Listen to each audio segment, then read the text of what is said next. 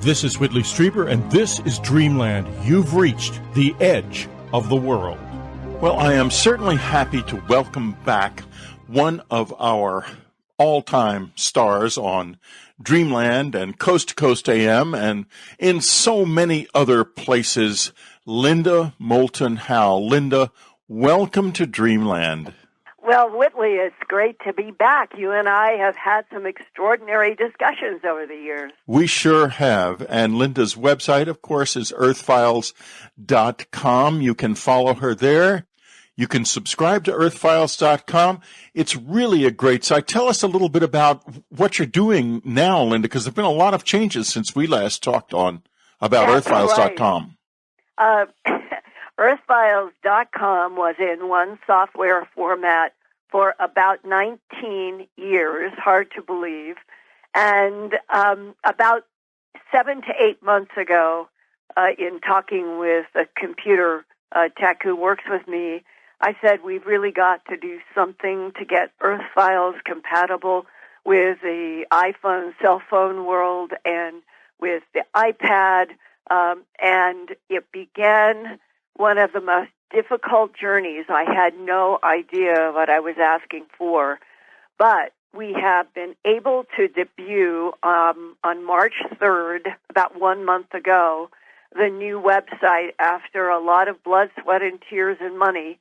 And now I know it is all worth it because it is the kind of website that is interactive with everyone, everywhere, and that I am finding that the use of larger and larger images is something that I am glad finally to be able to do. We were in an 8-inch diameter was the width that I could ever do on my Earthfiles before, unless we did some software to make it pop up.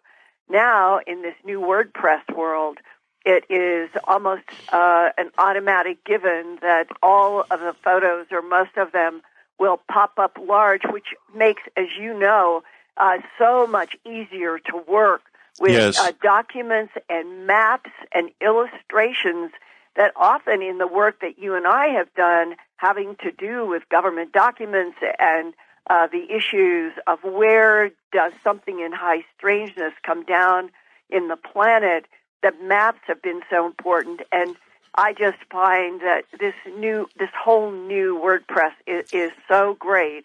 It sure is. Yeah, and with we're moving to WordPress shop, we're moving to WordPress on unknowncountry.com as well. Oh, good. Well, it is not easy, let me tell you, and I am still learning how to interact with it. But the Earthfile shop also, it's fantastic because you can go and read about my work, and then you can click big on everything that is there. And I just hope that everybody listening who has followed Whitley and me over the last several years, that you will go and visit www.earthfiles.com, see this new world, and explore. And here, Whitley, I have now way over 2,600 in-depth reports, and here is another discovery. I have, as you have, you get a sense of the ground that you're covering, and every day and every week in the current time, I'm always thinking I'm trying to report facts about the most important breaking news that's relevant to the whole issue of high strangeness phenomena. But when we did this new site, and I am now using my search for reports even more constantly, then I realized that in these more than 2,600 reports organized chronologically from the very first ones that were posted at the end of 1998 up to now and evolving, that the amount of material that is there is huge, and that I know how much of it is unique. That's nowhere else, because nowhere else, Linda. That is so true. Yeah, it's come from whistleblowers. And all of a sudden I realized this is really a valuable, almost an encyclopedia and a current day news outlet. It's unique in the world. There's nothing like it. In fact, these two sites, yours and mine, are both like that. I mean, they're really totally unique. And so it's exciting to see it. And folks, you must go back to earthfiles.com if you haven't been lately. It just explodes in your face in a very exciting way. Linda, you're also going to be at Contact in the Desert in June. And tell me, I'm going to be there too. Tell me what you're going to be doing. Well, they've got me on 2 or 3 panels, a couple of lectures, the in-depth workshop. I am covering a broad range of subjects that include, is artificial intelligence an existential threat to humanity? And that is, to me, one of the freshest and perhaps most important of the work that I'm preparing to present there, because I have been looking at just about every YouTube that I have been able to find of Elon Musk and others who have, they have a vested interest in sophisticated AI, and those that have a vested interest are the ones that you find when you start investigating and doing research that have been warning the most for the last 4 years at least about an existential threat. And here I'm going to give you just a bit of a preview of like one segment that gives you why I think that Elon Musk and Bill Gates and Stephen Hawking before his passing, they were all warning that we are facing the elimination of humanity by the direction that we are now going with AI. And here is an example. On the border between North Korea and South Korea, through I believe Halliburton was the original creator. They have, I'm going to say, security guards, but the security guards are heavy-duty, mobile robots. Those robots, all of them, and it's a classified top secret in both the U.S. and in South Korea about how many are there, which means there are a lot. And I have video in my presentation of these machines at work. And this is a fact. They have been made to be 100% autonomous. There is no human interface between the decision of these robotic security guards on the Korean borders, except the algorithms built into the robots. That means they can kill on any instant, depending upon what the algorithms are feeding into the mechanical metallic robot as what significant threat. And I do know from a whistleblower from this past summer that there's been at least one disastrous consequence of trying to build military soldiers in a robot lab in which the robots, for reasons that have never been understood, they went rogue against their makers and killed some human beings. Yeah, and you're not going to hear about this in the New York Times.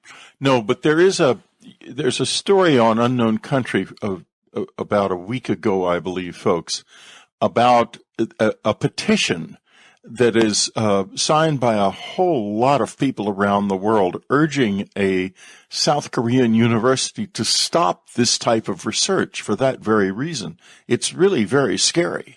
It is. Very.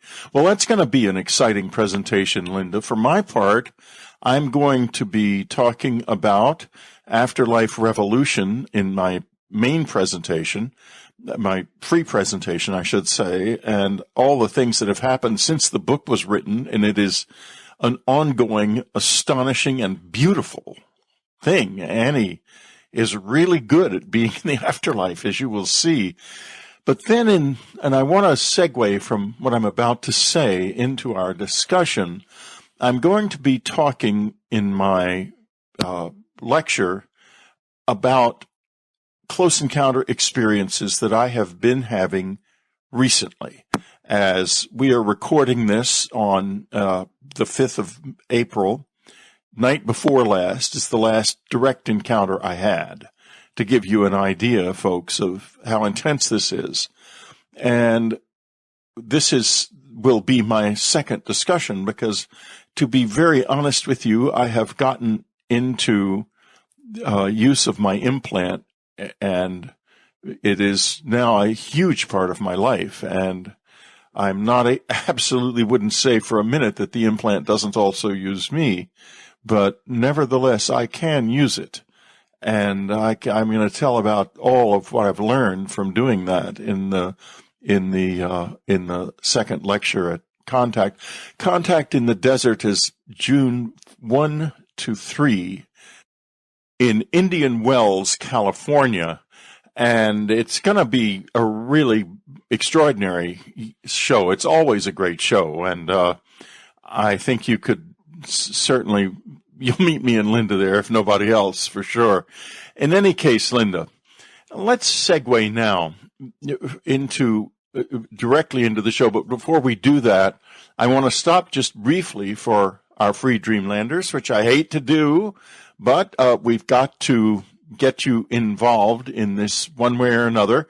And so listen up to these commercials. I want everyone to know that as we ramp up our new website, Linda is going to be returning to Dreamland on a regular basis with bi-monthly Linda Moulton Howe reports, just like the old days. And believe me, they'll be even more exciting because things have gotten a lot more intense. Contact in the Desert. This year, the magic happens from June 1 to 3 in a brand new venue in Indian Wells, California. Whitley Streiber will be there, telling the joyous story of the afterlife revolution and all that has happened with Anne since the book was published. Then, in his second lecture, he's going to be talking about close encounter experiences that are happening to him right now. He reports that there are more of these experiences in his life than ever before. But what are they? What do they mean? He will bring a completely new insight and a completely new vision of this powerful experience.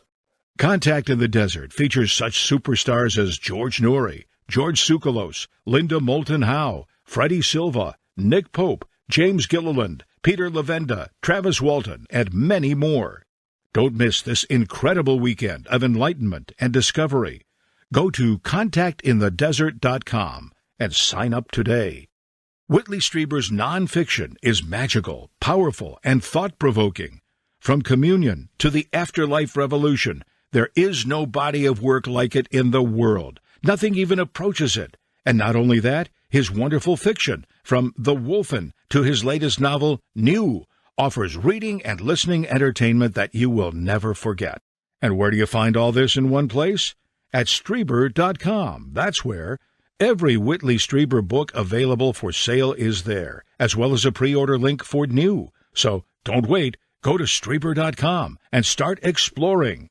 There's only one Whitley and only one place to find all his work. Streiber.com. This is Whitley Streiber. I'm talking to Linda Moulton Howe. Her website, her beautiful new website, earthfiles.com. Do visit. It's a whole new experience on earthfiles.com. Linda, just before we left the air for a few minutes, I was getting ready to ask you about a very fundamental question. Two things are happening right now, or really three things.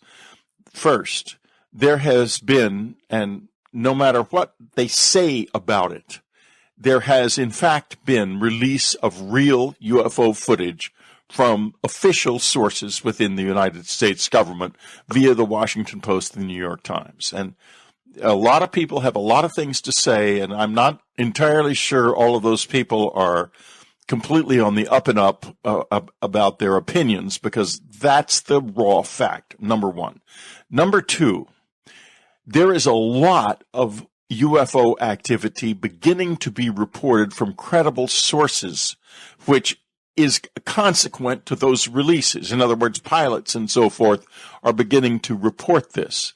Number three, I am not alone in having the visitors come very much closer than they have been in years. They are really, as I would say in my life personally, they're closer than they have ever been since the few weeks after the communion experience. There was a hiatus, and then a few weeks, and I realized and started going out into the woods that they were there. And that became a very intense period. And this period is equally intense now. We have a huge public on this planet that is completely unprepared. In the advanced societies, they have been taught and carefully taught to laugh all of this off. What's going to happen when this huge, unprepared population suddenly has to face this reality? That's exactly the question that I have myself been trying to communicate with the public and some of the private people that I have met behind the scenes, that when you have policies of denial and lies for 70 years, and the political system, the military system, and the intel system become as curdled and corrupt as they seem to be now, it is partly explained by something that Robert Bigelow, the owner of Bigelow Aerospace in Las Vegas, Nevada, said it was around the time of the release in the New York Times and the Washington Post of the UFO gun camera footage. And what he said was that all Americans are being held back from serious research into UFOs by a juvenile taboo. Quote, quote, quote, close quote. It's so true. I took that, a juvenile taboo, and I did a report at Earth Files, the juvenile taboo against telling truths about an alien presence. And I have had so much feedback on this report from people who are working in science, government, and military, who resonate with the whole concept that we are trying to get around, over, and destroy a juvenile taboo, that UFOs, ETs, other life in the universe should be something that is held over people's heads. They are threatened, their lives, their pensions. It's been going on since World War II. This is insane. And that in the beginning, I've always said I could imagine somebody, whether it was a president or the Secretary of Defense or even an ambassador, who went on worldwide television by satellite and simply made this point. We are here to apologize to you today for having a policy of denial, which essentially were lies, for 70 years since World War II. Because when we first encountered what people then called UFOs, and today we call unidentified aerial phenomena, we were afraid that it could be aggressive, it could be here to take over the planet, it could be here to insert something that we could not control. And therefore, we clamped down, and it was to be removed. There was to be no bridge to the public and the media. And unfortunately, that kept going on year by year, decade by decade, because it has taken us 70 years to get to a point where we can stand in front of the world today and say, there is no aggressive threat. And we are here to tell you we have allies, and that the universe is also built with enemies. The dark and the light, just like the yin and the yang, are here. But we can assure you that on planet Earth, we have friendlies who are trying to help us, and we are trying now to grow up to the phenomena, and we can't do it unless we have every one of you on planet Earth going along on this journey in which we're going to finally meet publicly with one or more other intelligences from this cosmos, and nobody needs to be afraid. Nothing needs to change except that you all need to know, and in knowing, then you're going to help us understand what is happening wherever it happens on this planet, because we would like to encourage people now to stand up, to report. No one will be criticized. And if somebody did something like that, I swear 75% of the planet is already there. Absolutely. That's absolutely correct. And, you know, in my case, for example, I went from being incredibly terrified. I mean, I remember walking out in those woods. I could barely put one foot in front of the other. I was so scared. To where I am now, which they wake me up generally. I mean, my listeners know that the initial wake-ups after Annie passed away were pretty intense. You know, they electrocuted my toes and pinched my nipples and went on and they got my attention. Now it's just a gentle, usually the blow in my face or something to wake me up. If I'm not already awake, because I usually wake up at the meditation time at 3:00 in the morning anyway.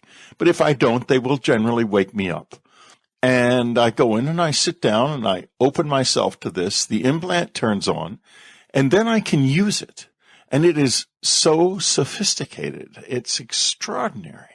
Well, but it's a very friendly experience. There's nothing hostile about it at all. Yeah. Did Annie teach you to do it, or did the gray types that you're working with? No, not the gray. It's not the grays. There's something else here.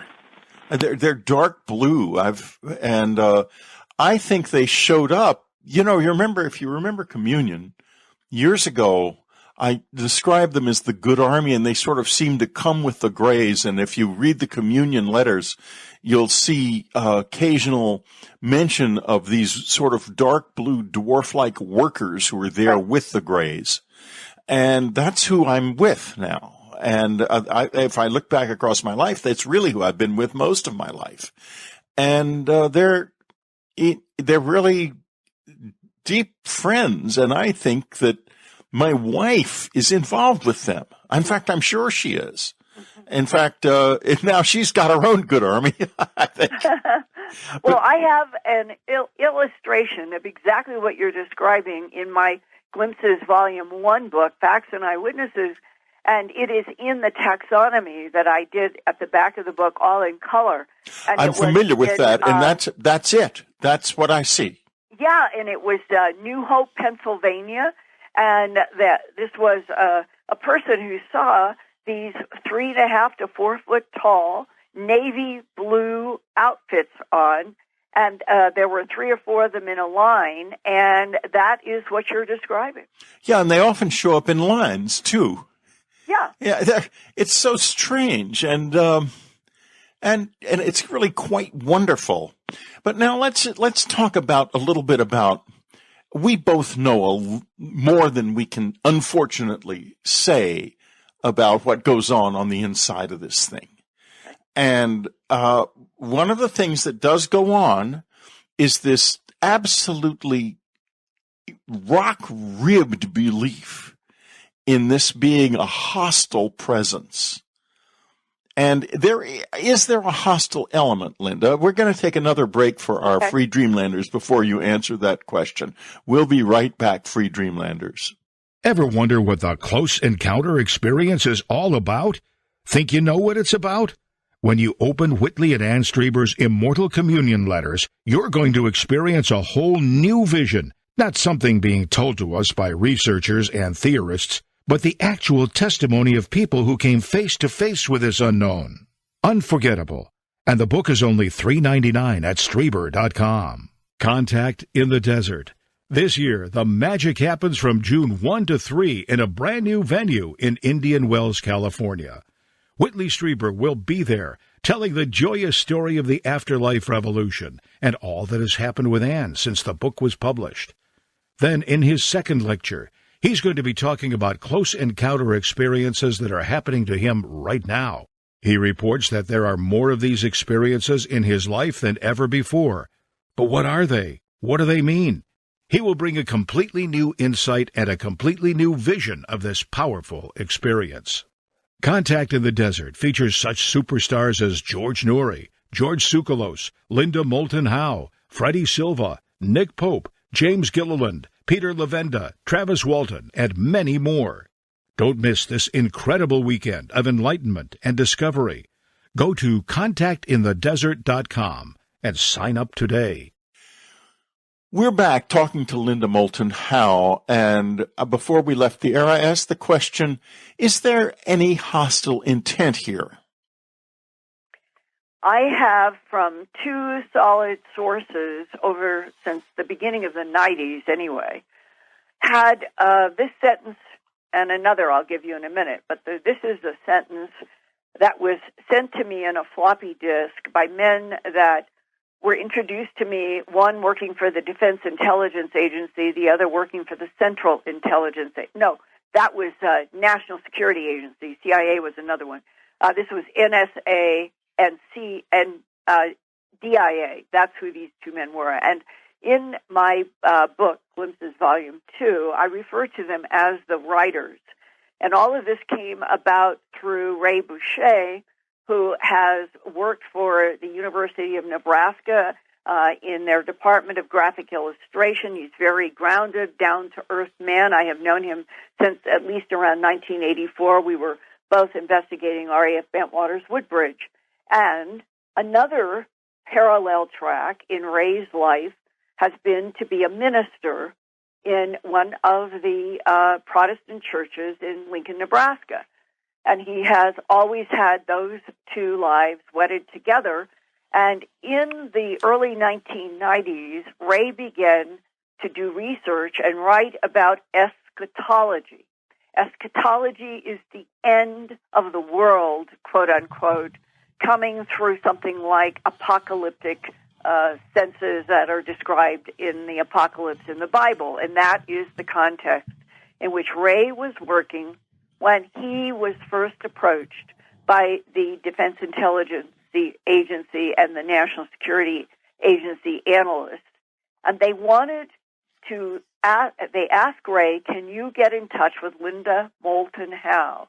We would like to be able to communicate with her, and we would like to have her book, Glimpses of Other Realities, Volumes 1 and 2, and they had apparently been exposed to them, but they asked Ray specifically, and he said he would get in touch with me. And this is what led to a dialogue at that time in around 1993 to 94, where if people listening had computers back then, we only had these little 3-inch floppy disks, and they would only take a little bit of information.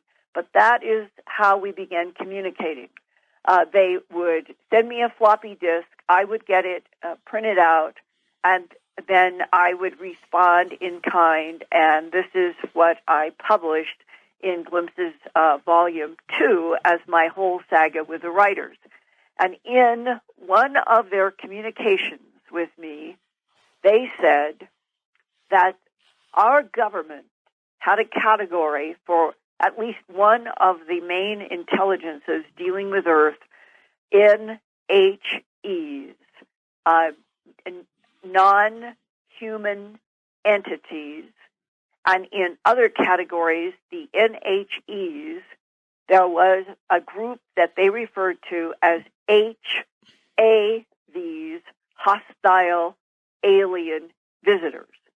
And in one of the communications, they said about the hostile alien visitors, they are neither benign nor neutral, but their interface with human life is deception. Now, which is certainly a big part of it. Exactly. Now, why it's important to keep this as a context for what I'm going to say next is Ray Boucher and I both know that these two men are exactly who they said they were. They showed Ray right from the beginning their ID badges and some other things, and that they felt, he said, they felt that it was important to try to reach out to somebody like me who had done Glimpses Volume 1 and 2. They felt that and this is important, they felt that I was not going off half-cocked in any direction, but that I was really trying to report facts. And that's the best definition of my work in life that I could possibly share. That is my goal. And that if those books come across as this is an honest journalistic effort to lay out what is happening to humans and the abduction syndrome, the fact that there are animal mutilations and law enforcement knows that it's coming from something that can travel in discs and beams, and then there are the people who have been healed in an abduction. Many people have been healed of cancer or healed of crippling. So you've got an entire landscape that is complex, contradictory, and many times paradoxical. And that's why most people, when they really actually start trying to get to the bottom of what could have happened in this case, they get so turned upside down by the contradictions that they leave or they walk away or they don't want to have anything to do with it. And you and I and a few others are stubborn, I guess. I have never wanted to walk away. I have only wanted to understand. And the writers are a big, big node in my life because Ray saw their IDs, and we knew we were dealing with real government people. Now, there's two sides to that. There are some people who work for agencies who seek me out and seek others because they really, really want to download some information, to get back some information, because they are desperate for reality checks. They are desperate to understand the contradictions and the confusions themselves. There is the other side, which is that there are people who come from counterintelligence, which is highly sophisticated in this country, and they are taught, educated, and skilled at how to manipulate any voice, any print, any broadcast, any film in a way that suits some request that they have gotten from CIA, DIA, NSA, or whoever they are under. Now, when you are confronted with those two options, in the case of the writers, because of the long dialogue that I had, because I was able to go down to the University of Pennsylvania and get extremely rare books on what was called loan only, never to be taken out of the University of Pennsylvania. But these were guides from these men trying to broaden my perspective on the possibility that in addition to benign and harmless entities involved with our planet, that there were hostile alien visitors, that you have to carry both as a possibility and perhaps as a reality. If you can carry both in your mind, then you get closer to being able to handle this difficult, bumpy, razor blade landscape. And I'm not saying this to scare anybody. I am still alive. I hope my life, too. My existence, you're alive. Very much alive and very much engaged. I mean, I'm doing it with, and nobody has carried me off to perdition yet. Well, that doesn't mean they haven't tried, and that does not mean that there isn't a major hostile aspect to this, because there is. And on that note, we're going to wait, Linda. I have to do a break. Whenever I can. I have to do a break. Okay. We have to stop for a second. I hate to do it. And Free Dreamlanders, you're going to stay with us, because until the new site is up, we're going to be letting the whole full hour of Dreamland go out over both feeds, because you can't subscribe right now. And I wish you could, but you can't. If the full site is up by some miracle by the time you are listening to this, please enjoy the show and also do subscribe. As Linda intimated earlier, moving these big old websites from one type of server to another, one type of system to another, is a slow, difficult process. Free Dreamlanders will be right back. Contact in the Desert. This year, the magic happens from June 1 to 3 in a brand new venue in Indian Wells, California. Whitley Streiber will be there, telling the joyous story of the afterlife revolution and all that has happened with Anne since the book was published.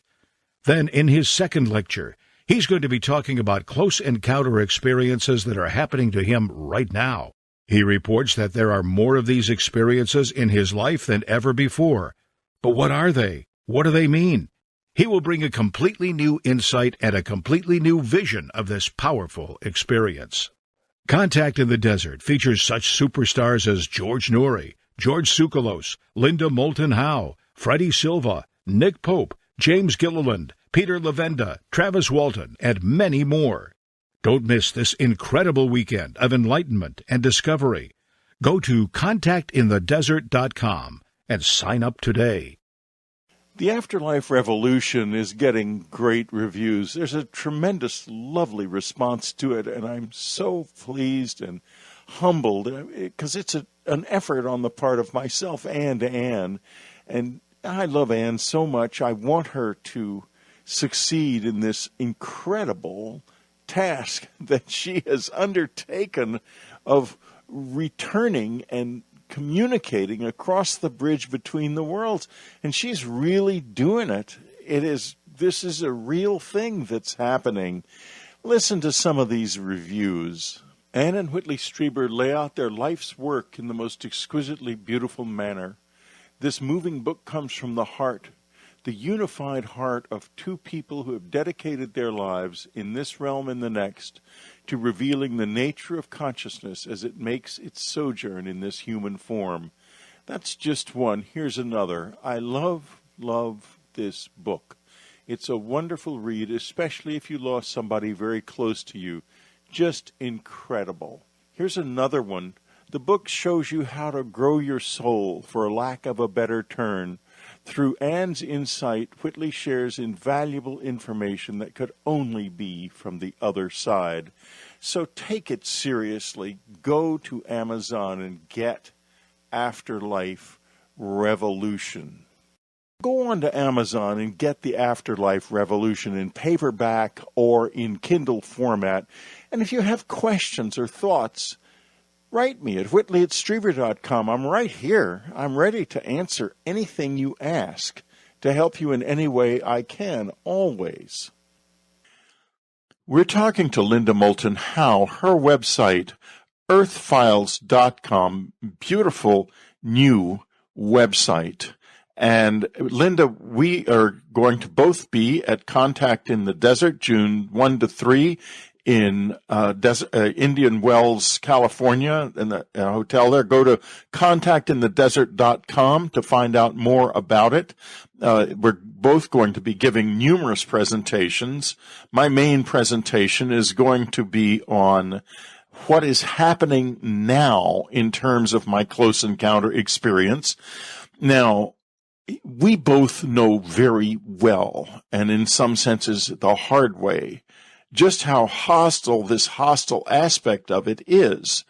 And for a person like me who literally has these beings coming into my life every few days and living in my life, I mean, this is my life.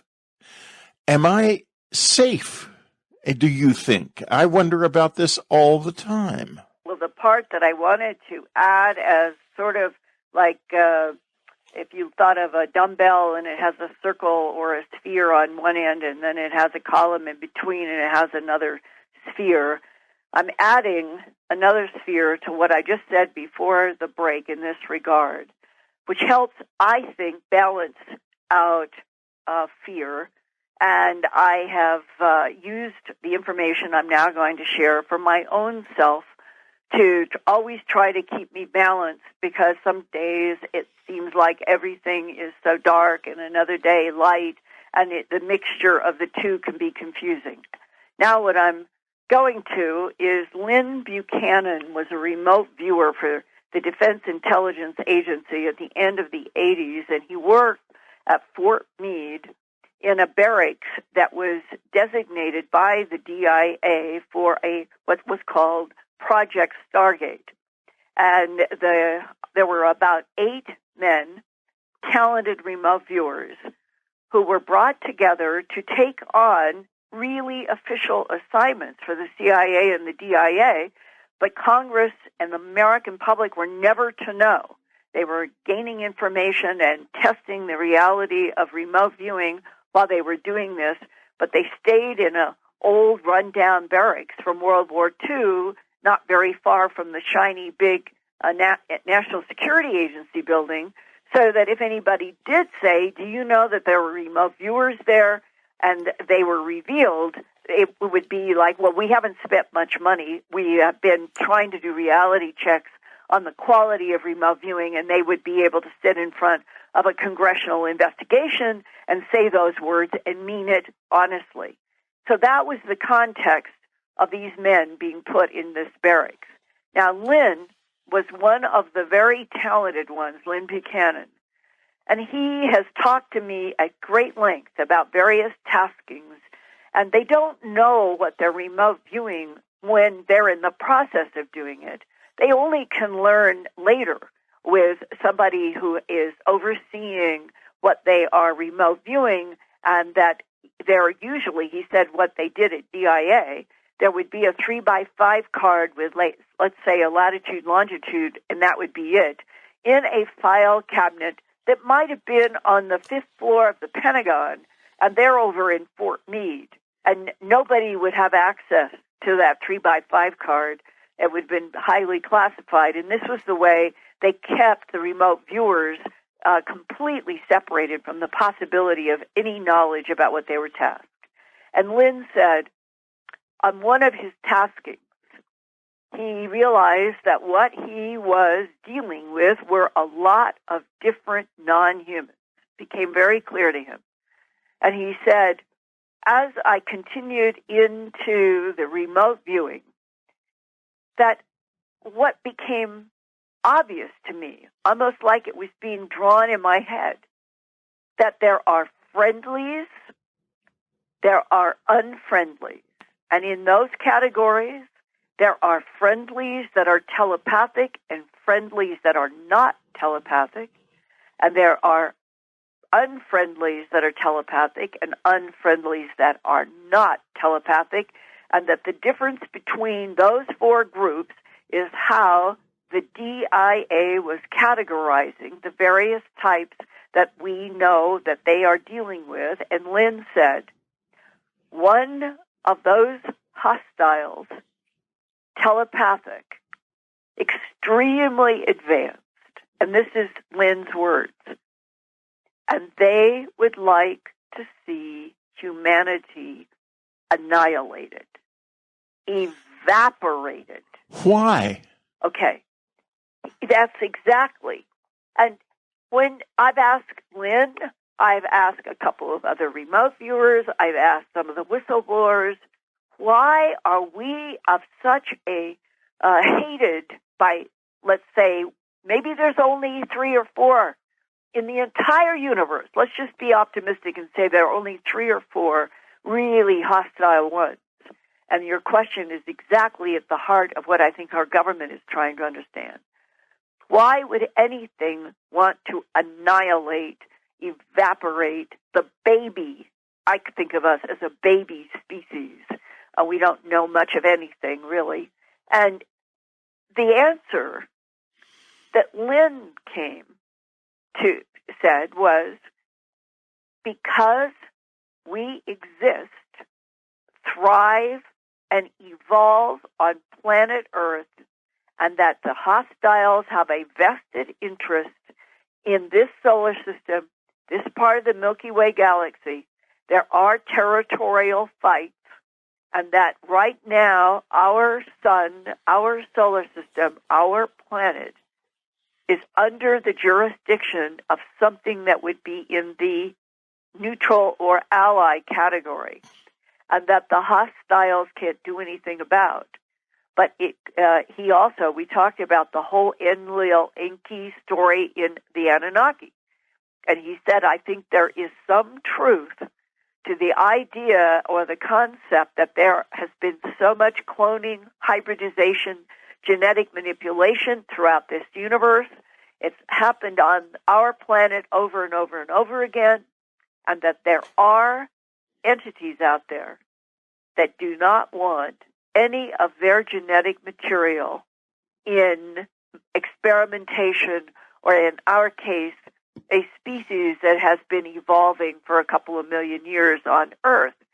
They don't want any of their genetic material to be in anything that is called human on Earth. Now, you can, again, it's like a Russian doll situation. Well, why would the idea that some advanced beings' genetic material have been put inside of the genome of already evolving primates to keep creating smarter and stronger beings, why would that be anathema to anything out there? And and Whitley, whatever insight you have on that question, I would love to hear. Well, I was just going to ask you the same thing. It's mysterious to me, and it seems like a kind of xenophobia. It also, though, may have to do with something I have noticed about the visitors I am now with, and that is that they are not fundamentally physical entities, I don't think. They can manifest as physical, but they don't seem all that capable in the physical world. Certainly not as free to move about in it as we are. Now, why that would be, there could be any number of explanations, but my best guess is we don't yet know and don't fully understand. In any case, if mixing with us genetically is possible for some, and it would weigh them down, in other words, it would make them more physical, they might really fear that. They might really fear it. I don't know that the ones I'm dealing with don't fear anything about me at all. I mean, in fact, they have a lot of fun. I recently encountered one of them at the Esalen Institute, and my friend was actually sleeping in the same dorm room I was, and he had a brief version of the experience also. And I saw this being's face very clearly for just a second or so, and then it diverted my attention away because it's really hard to look in their eyes. Much harder than looking in the eyes of the Greys, which I got used to doing, if those are eyes even. I'm not even sure they could be dark glasses from another planet. But in any case, or technology through and through. Right. But this was like looking into the void itself. Huh. Then one afternoon, there's a certain signal they will give, and then I go into the meditation place and the inner posture that I take, and lo and behold, one of them showed up wearing a pair of dark glasses with white frames, so I couldn't miss them. And it was like a joke, like to say, right, okay, if our eyes scare you, I'll wear glasses. Right. And, there's that kind of bubbly sort of sense of humor about the whole thing with them. They're very, very determined, and they're strict. I mean, I don't sleep a full night ever. No matter where I am or what I'm doing, not ever. And that's because this 3 a.m. meditation is an essential ingredient of life for me now, for whatever reason. Whitley, why 3 a.m.? Oh, I can tell you precisely, but I don't want to air out my stuff here. But I will just say, if you're curious, the reason is that you give off a glow when you do this inner movement, and you're easier to see at a time of day when there's less soul activity. In other words, most people are asleep, and that one little glow is easier to find, apparently. But anyway, let's go back now to these larger questions. And what I want to bring up now is something that I've not heard anything about, but that's troubling me a lot. I have observed in the past some of the visitors had a very definite machine-like aspect to them. And I thought to myself, as AI becomes more and more powerful, would it ally with off-world AI? Yeah. That worries me. Exactly. And there's another part to this. Elon Musk was speaking a year ago, I think it was in June or July, to the National Governors Association, and that meeting was in Rhode Island.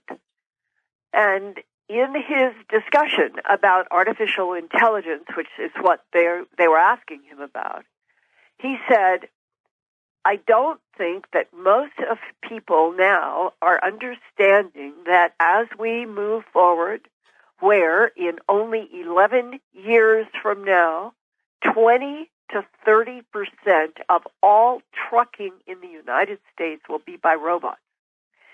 And in looking at what Elon Musk has been saying, I was looking at an interview that he did for the National Governors Association back in Rhode Island about a year ago in the summer of 2017.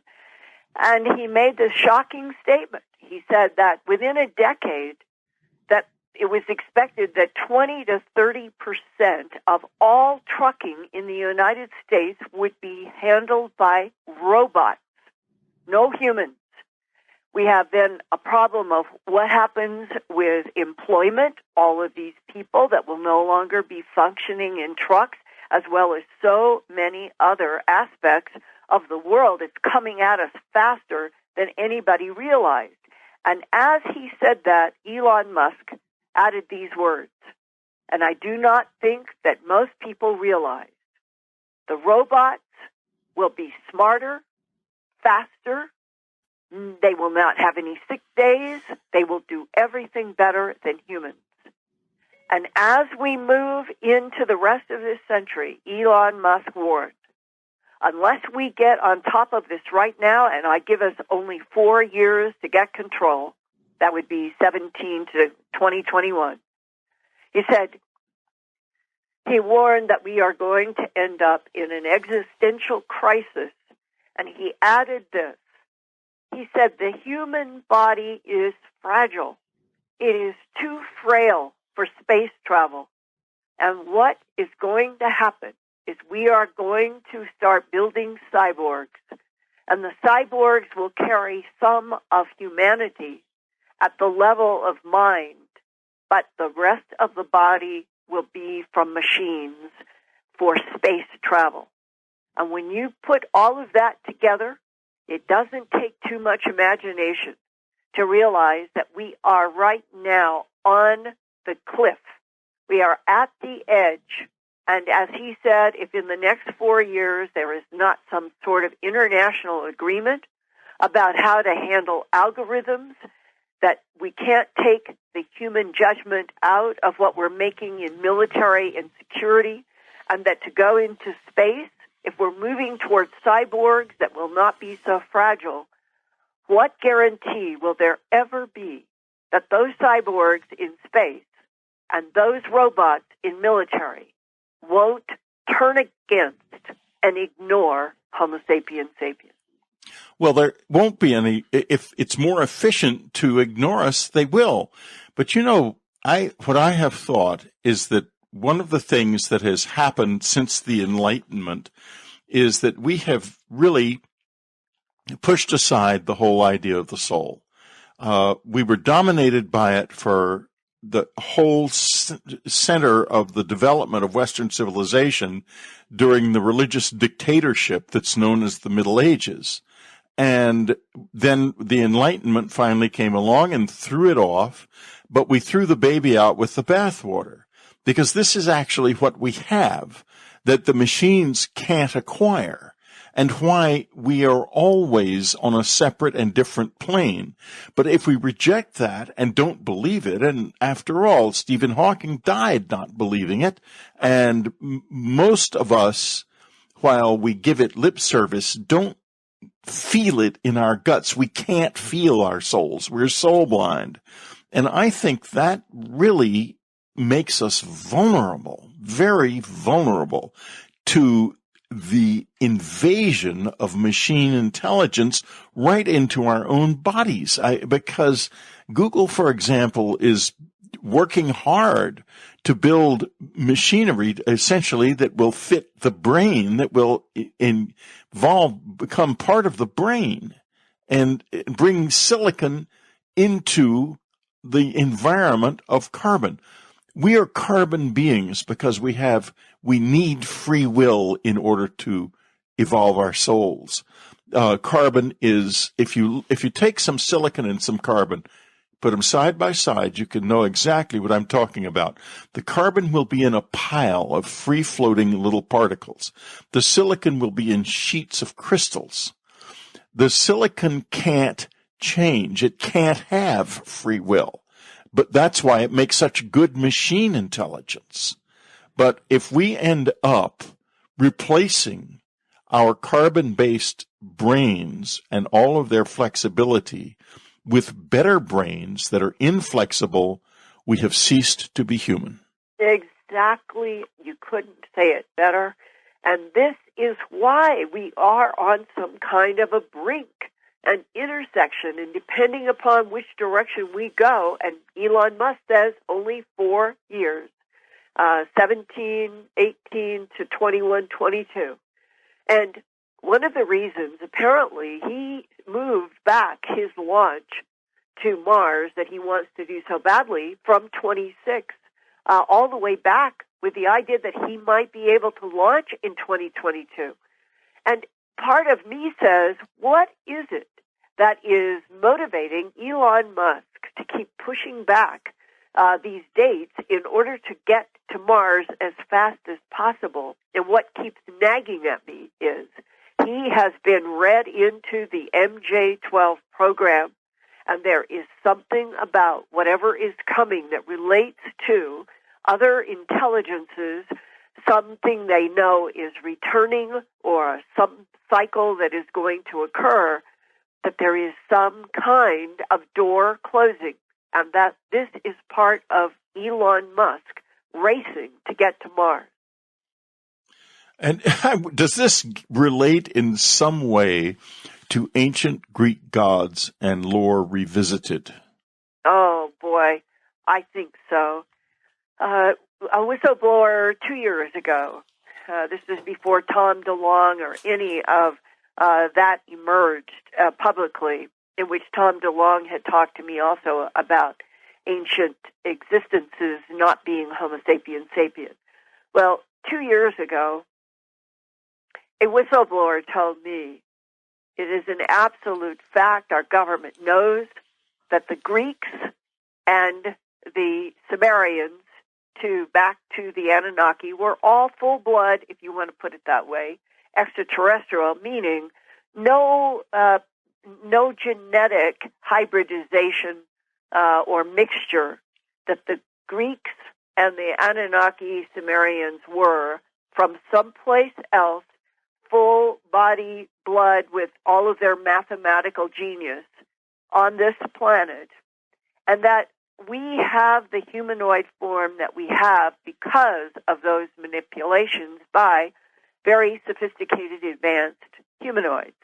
Well, the thing that then hooks into me as another one of the paradoxes and contradictions, you would think that if you are advanced and that you are an Aristotle, that you have the ability to know things about the universe and the mathematical configurations and the fractal rhythms of the universe and on, that those type of beings and intelligences would never war with each other, that there would be no violence. And yet, we know from history, we know from cuneiform in clay stones, that the Anunnaki Sumerians fought. There was all kinds of war. The Greeks championed mythologies of Jupiter and Mars. There were always the pittings of one god, quote unquote, against another god. Why would that be, Whitley, if they are advanced beings? Because they're not. That's why. It's as simple as that. And it's also, my guess is, why we don't see so much of them anymore. I think they've probably blown each other up. Those have.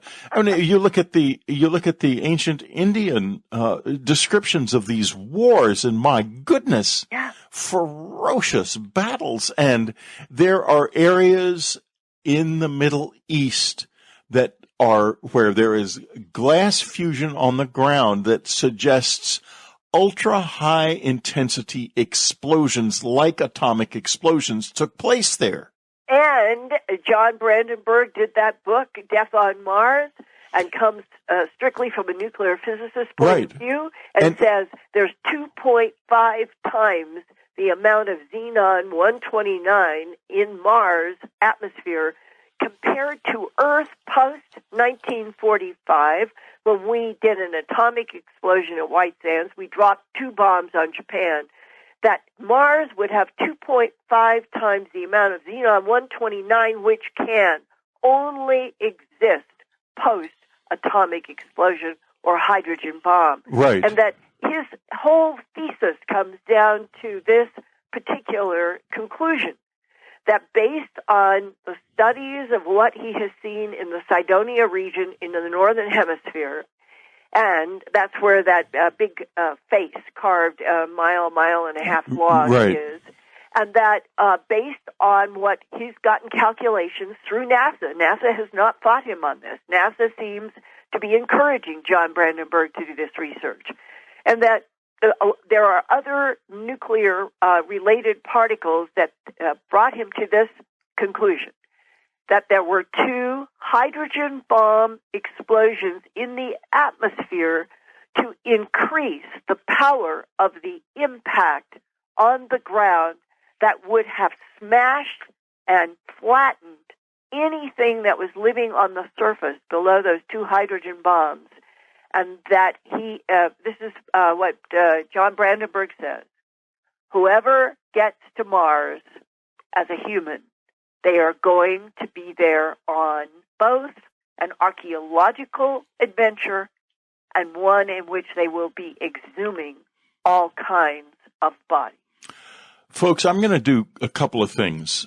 One is, on this edition of Dreamland, when you go to the show page, description page, you'll be able to click on a link that will link you to all of our out there stories on Mars. And this will shock you as to how much evidence there is of a substantial presence of some kind on Mars. And some parts of it are very, very weird. Second thing is, if you are a subscriber, you can listen to John Brandenburg on Unknown Country. We've had some great interviews, and I believe you do too. Oh, yeah. Yeah, absolutely. John is a remarkable man, and we're just about to the end of our hour together, and I was going to ask Linda to stay on, but I don't have the heart. What you have not heard is her struggles with her allergies right now. They're driving her crazy. Oh, the juniper. She'll be back again soon, but I just want to tell you a very brief story. A woman said to me once, or sent me a letter, saying that she had been walking in the woods with her son in Tennessee, and suddenly this little dark blue figure had come out of a cave, and he said he was a rebel, and he said there was a war between Earth and Mars a very long time ago, and Earth won and lost the war. Earth won the war because it destroyed the entire biosphere of Mars, turning it into a desert. Earth lost the war because they captured our souls and condemned us to perpetual recycling through physical bodies, and they call this planet dead forever. Wow. Yeah. And there is something back there somewhere. I wouldn't take that story at face value, but there is something back there somewhere that does not add up. Yeah. What is your sort of final thought on that, Linda, before you go seal yourself off? Sneeze. I think that most of us on planet Earth that are human have souls, and that the souls recycle, and this is the only e-ticket out of this universe. And that for reasons that have something to do with the divine field, which is incomprehensible, there is a process that this universe has been created to, I'm going to say, allow, and that is that there are entities in this universe on purpose as if imprisoned. They have no souls. They have no e-ticket out. And that some of us have souls that can come in, interact with the universe, almost as if it were the other part is being taunted by the fact that if you lose your soul, you'll never get out of this universe. And that some of us are in and we are recycling for a purpose that only the divine field knows. And those that are trapped here, we have a name for them. Of course, you know what it is. It's demons. That's what we call them. And these dark entities, we have different names for them now. We call them various forms of alien, but they are all in the same situation. They trapped themselves here by ignoring the divine presence. Exactly. Thank you so much, Linda Moulton Howe. It's always a terrific experience to be with you on Dreamland. Her website is earthfiles.com. Don't miss it. And don't miss either one of us at Contact in the Desert. Very frankly, if there are two people who go out there in public with the real stuff and the real deal, it's me and it's Linda. And we are almost alone in that respect. Yes, absolutely. And I look forward to shaking hands with everybody listening today, Whitley, and to seeing you again in the matter world. It's so much a pleasure, yes, because Linda has seen me in the non-physical before. True. Okay, thank you, Linda. And thank you, Whitley. God bless. God bless. You've been listening to Dreamland. Be sure to tune in again next week. Dreamland is brought to you by UnknownCountry.com and its family of subscribers. Unknown Country was founded by Ann Streiber. Our news editor is Matthew Frizzell. Our coordinator is Amy Safrankova. Whitley Streiber is your Dreamland host, and I'm your announcer, Ted Alexander. Thank you for listening.